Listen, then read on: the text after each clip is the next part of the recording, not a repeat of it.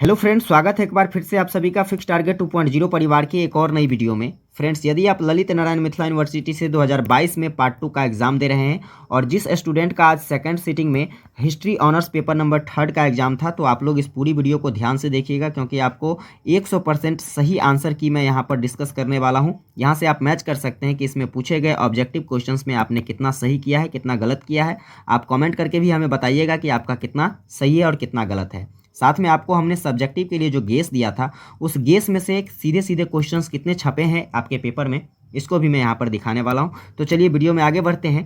Video में आगे बढ़ेंगे इससे पहले चैनल पर नया है तो चैनल को सब्सक्राइब कर लीजिएगा, वीडियो को लाइक कर दीजिएगा और वीडियो हेल्पफुल लगे तो इसे शेयर जरूर कर दीजिएगा। देखिए, यहाँ पर कुछ इंस्ट्रक्शंस दिए गए थे। इंस्ट्रक्शंस था कि इसमें से जितने भी क्वेश्चंस आपको पूछे गए थे, केवल और केवल आपको 5 ही क्वेश्चंस बनाने थे, जिसमें पहला क्वेश्चंस बनाना अनिवार्य था क्योंकि पहला क्वेश्चंस ऑब्जेक्टिव था। अब देखिए, तो यहाँ पर ऑब्जेक्टिव क्वेश्चंस का हम लोग हल करते हैं। क्वेश्चंस है, सबसे पहला क्वेश्चंस पूछा गया था, लाल बक्स के नाम से कौन जाना जाता था। ऑप्शंस क्या है, तो यहाँ पर 4 ऑप्शंस दिए गए हैं और इसका सही आंसर जो हो जाएगा दोस्तों, ऑप्शन नंबर बी हो जाएगा, कुतुबुद्दीन ऐबक। चलिए आगे बढ़ते हैं।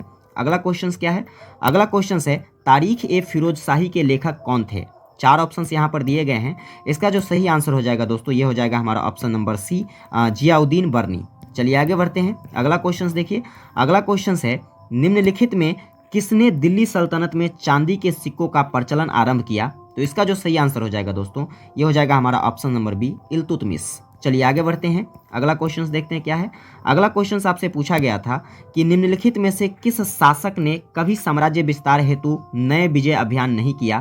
तो इसका जो सही आंसर हो जाएगा दोस्तों, ये हो जाएगा हमारा option number A, Alauddin Khilji. चलिए आगे बढ़ते हैं। क्वेश्चन नंबर ई क्या है, तो क्वेश्चन नंबर ई में पूछा गया है, तुर्कान ए चिहलगामी को किसने गठित किया था। तो इसका जो सही आंसर हो जाएगा, इसका ऑप्शन नंबर ए सही हो जाएगा, इल्तुतमिश। चलिए आगे बढ़ते हैं। छठा नंबर क्वेश्चन देखिए क्या है। छठा नंबर क्वेश्चन आपसे पूछा गया था कि दिल्ली के किस सुल्तान ने सांकेतिक मुद्रा का प्रचलन आरंभ किया। तो इसका जो सही आंसर हो जाएगा दोस्तों, ये हो जाएगा हमारा ऑप्शन नंबर सी। क्या हो जाएगा दोस्तों, ऑप्शन नंबर सी, मोहम्मद बिन तुगलक। चलिए आगे बढ़ते हैं।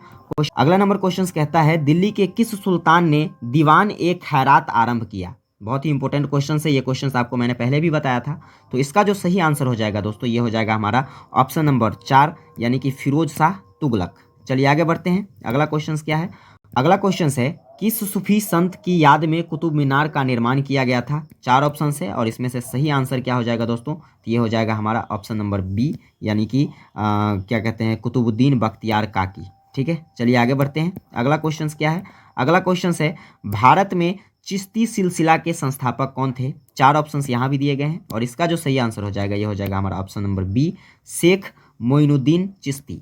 चलिए आगे बढ़ते हैं। लास्ट नंबर ऑब्जेक्टिव जो आपसे पूछा गया था, क्वेश्चन है, तुगलकाबाद के संस्थापक कौन था। ठीक है दोस्तों, तो देखिए यहाँ पर इसका जो सही आंसर हो जाएगा, ये हो जाएगा ऑप्शन नंबर बी, क्या कहते हैं, गियाउद्दीन तुगलक। आगे देखिए, यहाँ पर कुछ सब्जेक्टिव क्वेश्चंस पर भी हम लोग डिस्कस करते हैं कि कितने क्वेश्चंस जो है हमारे गेस से सीधा सीधा मिल गया है। तो यहाँ पर देखिए, सबसे पहले नंबर क्वेश्चंस में मैंने आपको बताया था, सूफी आंदोलन पर एक निबंध लिखें। ये क्वेश्चंस आप देख लीजिएगा, वीडियो यहाँ पर बगल में आपको दिख रही है, इस वीडियो को या फिर मैं डिस्क्रिप्शन में लिंक दे दूंगा। ये सारे के सारे क्वेश्चंस मैंने आपको बताया था। देखिए, सूफी आंदोलन पर निबंध लिखे, ये सीधे सीधे क्वेश्चंस आपके पेपर में छप गया है। आगे चलिए, तो दूसरा नंबर क्वेश्चंस भी सीधे सीधे मेरे ही गेस से आया है, तुर्क आक्रमण के पूर्व भारत की राजनीतिक दशा पर प्रकाश डाले। ये भी क्वेश्चंस मैंने आपको करने के लिए कह दिया था। चलिए आगे देखिए, अगला क्वेश्चन है, दिल्ली सल्तनत के सुदृढ़ीकरण में इल्तुतमिश की भूमिका का मूल्यांकन करें। दोस्तों, ये क्वेश्चंस मैंने आपको शायद नहीं कराया था, मुझे याद नहीं है, लेकिन आप अगर हो तो आप इस वीडियो को देख लीजिएगा। बाकी देखिए, आगे चलते हैं। तो आगे क्वेश्चन है, फिरोज शाह तुगलक द्वारा किए गए सुधारों का संक्षिप्त वर्णन करें।